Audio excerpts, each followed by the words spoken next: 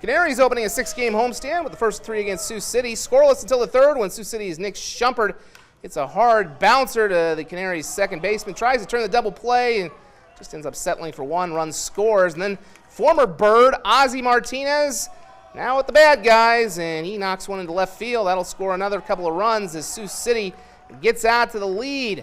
The Birds would get 2 back, though, in the 3rd inning. Shamoy Christopher making him go, oh boy, the switch-hitting catcher with a bomb to left field. 2-run shot would not be enough, though, as the Canaries drop the opener of the series 10-4.